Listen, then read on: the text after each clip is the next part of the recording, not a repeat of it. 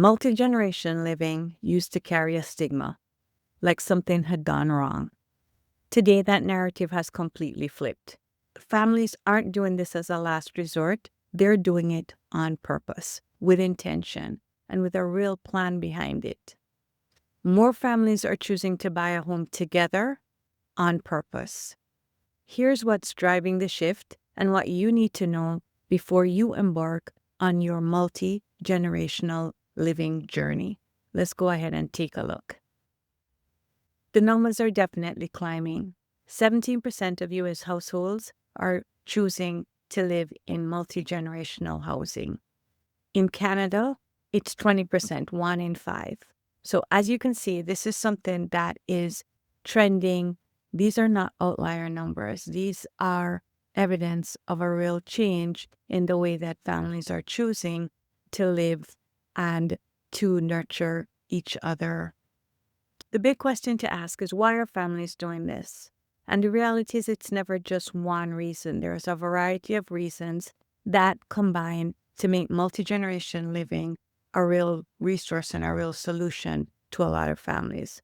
So let's take a look at some of the factors that I hear most often when families are embarking on multi-generational housing search. One of the top reasons is to be able to offset costs. Living in our market in the Broward County, South Florida area is quite expensive. And so to help to offset that cost, families choosing to live in a multi-generational situation can help to make housing a lot more affordable.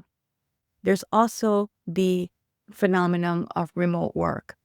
Even though COVID is over and many of us have gone back to work, in many cases, workers, employees are not being called back into the office for 5 days, and there's an option to spend some of your days working at home. So in that scenario, you need space to be able to remote work. A third option is caregiving. What we're finding is families in multi-generational situations have family members along the entire spectrum. So there may be children that are to be considered, as well as older parents, and figuring out a multi-generational situation can oftentimes help provide care and support for every family member along that spectrum. And then last but not least is staying connected. When we're all in the same place living together, it makes it easier for us to stay engaged and for the family to remain connected. So those are the 4 top reasons that I've come across why families are choosing to go multi-generational instead of remaining in what has become the traditional nuclear family housing structure. So one of the factors that really impact multi-generational living is making sure that the property that you're choosing has the right setup.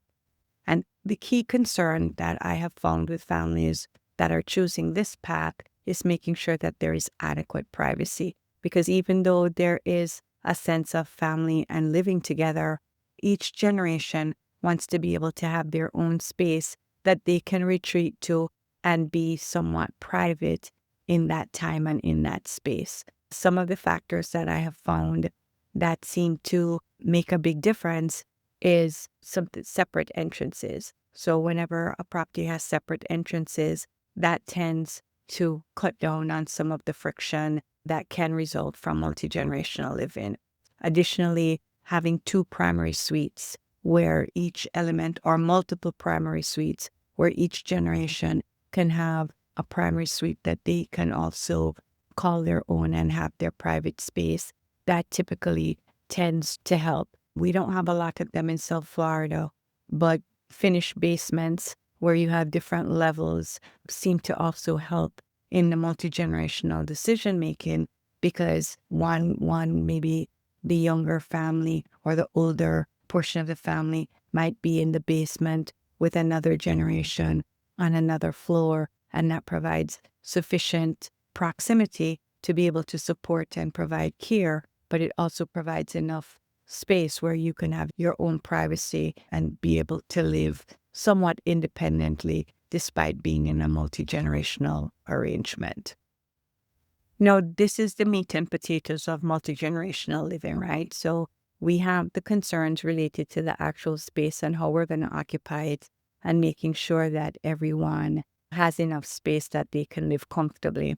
But one of the things that I have found that tends to derail a lot of these situations or create a problem down the road is that we don't have the tough conversations up front. All right.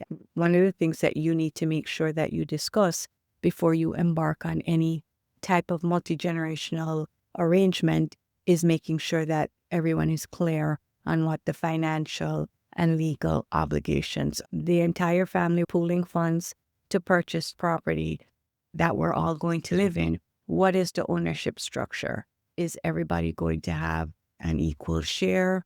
Are we going to be tenants in common where everyone has their portion and that is a part of their estate?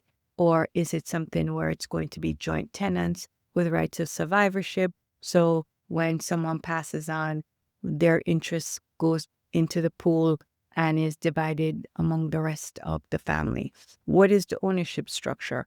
Who's on title and what percentage of the property do they own? And what happens if they pass away? The other thing that needs to be thought about and discussed is what happens if someone wants to sell or someone wants to move. What happens if one segment of the family decides that this is not really what they want to do and they want to make a different arrangement? How does that get handled? What are the consequences that relate to that?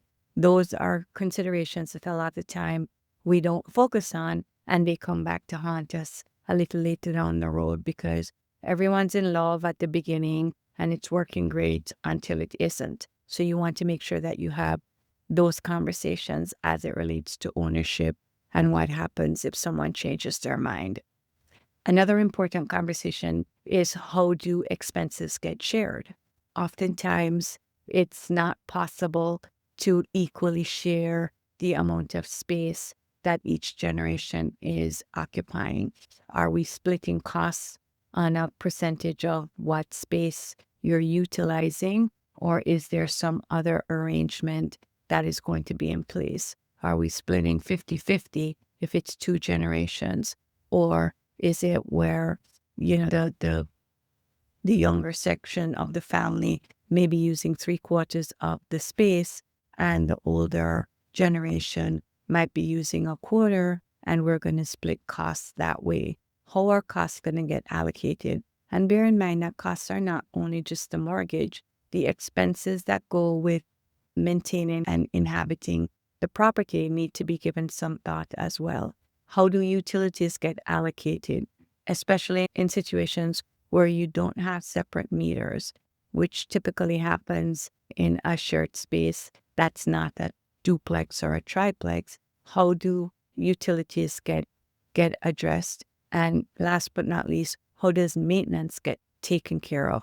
When something breaks, who takes care of it? If it's in my portion of the unit, am I responsible for it? Or is the approach going to be that any expenses that are related to the property as a whole will be shared among all of the owners? How do we address ongoing maintenance costs? And making sure that you're clear on this on the front end. It might seem like it's unnecessary or awkward, but what I've seen is that when you have those conversations on the front end, there is less opportunity for misunderstanding. Everyone goes in with the knowledge that this is how things are going to be handled, and we have less confusion and less disappointment.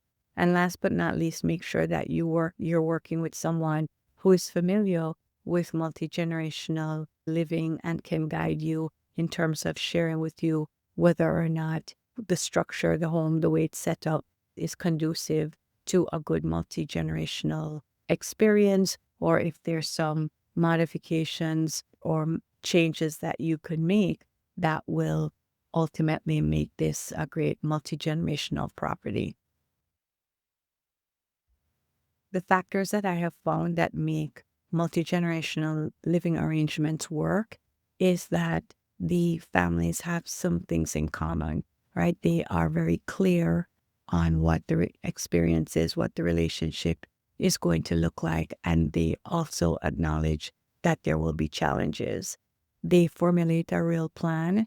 Again, we just talked about this, about how to deal with the unforeseen experiences, unforeseen events, how to deal with expenses, what is going to happen with ownership. All of those are considered, discussed, agreed upon, and are used to formulate a real plan. The key to making this work is making sure that you have open and honest communication and that there is an actual agreement. You would be surprised how many times families discuss matters and they think that there's an accord, but there really is not, because one segment of the family is thinking one thing and the other segment something else. So make sure that there's accord, there's honest, open communication, and everybody has their eyes wide open. Multi-generational living can be a phenomenal benefit, but it does not come without its challenges. So make sure that you consider both the benefits and some of the disadvantages or inconveniences that are inherent in the multi-generational process. If multi-generational living is something that you would like to discuss, please visit my website at simplyaskSharon.com, where you can schedule a complimentary 15-minute phone consultation with me to discuss what multi-generational living would look like for your family.